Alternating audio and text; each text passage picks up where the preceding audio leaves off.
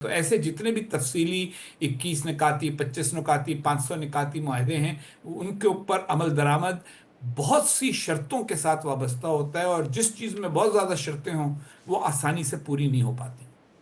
تو یہ جو پلان ہے ٹونی بلیئر کا اور کشنر کا جس کو پچ کیا ڈون نے، یہ تو ایسا لگتا ہے اس بنیاد پر ہے کہ اگر حماس سے کنٹرول لے لیا جائے غزہ کا تو پھر اسرائیلی افواج کا انخلا ہو جائے گا، لیکن جو آپ بات کر رہے ہیں کہ کچھ طبقہ ایسا ہے جو گریٹر اسرائیل کی بات کرتا ہے، اگر اصل ایشو وہ ہے تو پھر یہ فارمولا کیسے کامیاب ہوگا کہ عرب فورسز جائیں گی، مسلم ممالک کی فورسز وہاں پہ جائیں گی اور اسرائیل کی فوج جو ہے وہاں سے انخلا کر جائے گی؟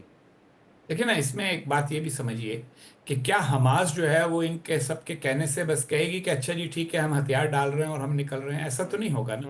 تو حماس کی بھی ایجنسی ہے، حماس بھی کچھ کہہ سکتی ہے، کچھ کر سکتی ہے۔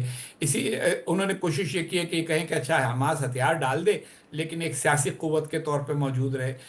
کیا ایسا ہو سکے گا؟ اسرائیل کے انتہا پسند کیا یہ قبول کریں گے؟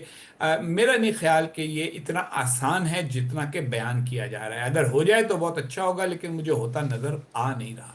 اور اس کی کیا اہمیت ہے جو مختلف ممالک جس میں فرانس بھی ہے، برطانیہ بھی ہے، انہوں نے اب ٹو اسٹیٹ سلوشن کے حوالے سے بات کی ہے، ریکگنائز کیا ہے فلسطین کو بطور ریاست؟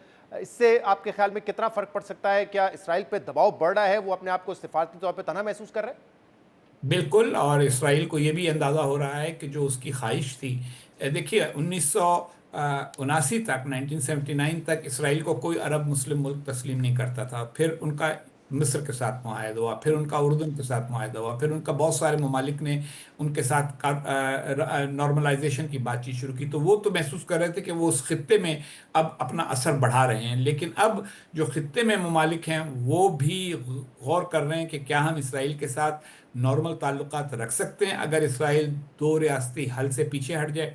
اگر ایسا نہیں ہوا اور یورپ کی جانب سے بھی دباؤ بڑھا تو اگلے اسرائیلی الیکشن میں کون منتخب ہوتا ہے اور وہ کیا فیصلہ کرتا ہے اس کی بنیاد پر بات آگے بڑھ سکے گی۔ لیکن نتنیاہو کے ہوتے ہوئے مجھے نہیں لگتا کہ کسی قسم کے امن کی کوئی تفصیلی بات طے ہو سکے گی۔